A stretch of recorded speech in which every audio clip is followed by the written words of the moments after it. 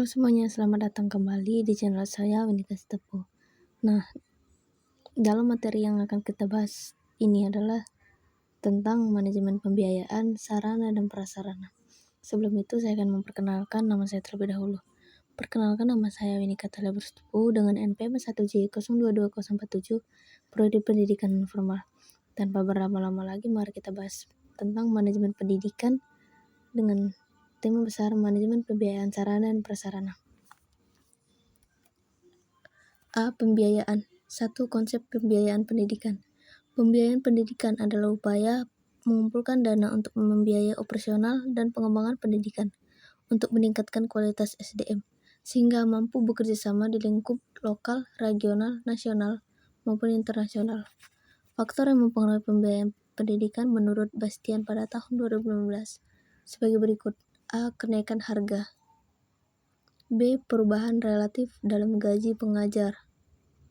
C. Perubahan dalam populasi dan kenaikan presentasi peserta didik di sekolah negeri. 2. Landasan hukum pembiayaan pendidikan.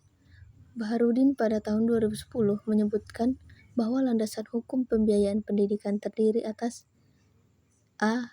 Dasar yuridis. Yang pertama itu Pancasila. Yang kedua Undang-Undang Dasar 1945. Ketiga Peraturan Perundang-undangan. B. Dasar filosofis. Seperti yang telah dikemukakan bahwa proses pendidikan tidak dapat berjalan tanpa dukungan biaya. Hal ini dikarenakan segala kegiatan yang dilakukan sekolah memerlukan dana. Sumber keuangan sekolah.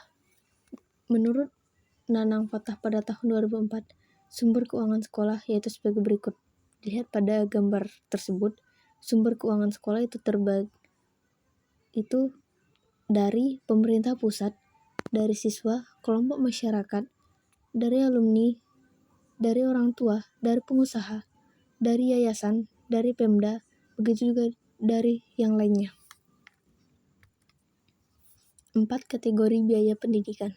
A. Biaya langsung dan tidak langsung adalah pengeluaran yang tidak secara langsung mendukung proses pendidikan tetapi memungkinkan proses pendidikan tersebut terjadi di sekolah, meliputi biaya hidup, transportasi, biaya jajan, biaya kesehatan, dan biaya-biaya lainnya. B. Biaya masyarakat dan biaya pribadi. Biaya masyarakat dapat dikatakan sebagai biaya publik. Biaya pribadi adalah biaya yang dikeluarkan oleh keluarga untuk membiayai sekolah anaknya dalam bentuk uang sekolah, uang kuliah, pembelian buku, dan dana hidup siswa. 5. Pendekatan biaya satuan pendidikan. A. Pendekatan makro. Pendekatan makro berdasarkan perhitungan pada keseluruhan jumlah pengeluaran pendidikan yang diterima dari berbagai sumber dana, kemudian dibagi jumlah peserta didik, menurut Fatah pada tahun 2009. B. Pendekatan mikro. Pendekatan mikro mendasarkan perhitungan biaya berdasarkan alokasi pengeluaran per komponen pendidik yang digunakan oleh peserta didik.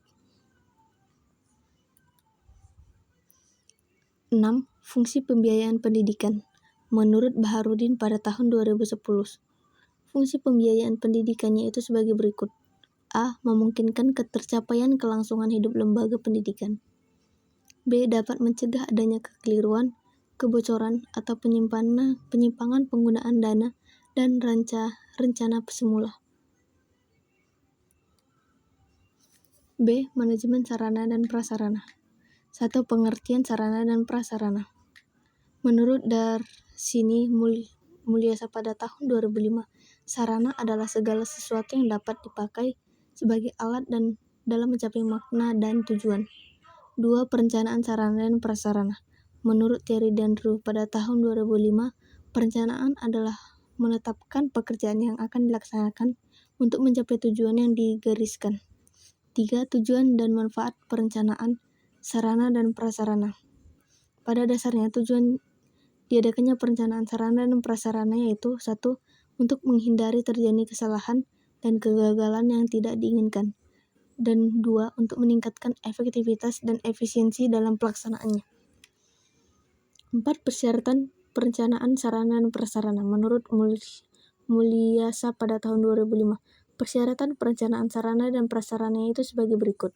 A. Perencanaan pengadaan sarana dan prasarana pendidikan persekolahan harus dipandang sebagai bagian integral dari usaha peningkatan kualitas proses belajar mengajar.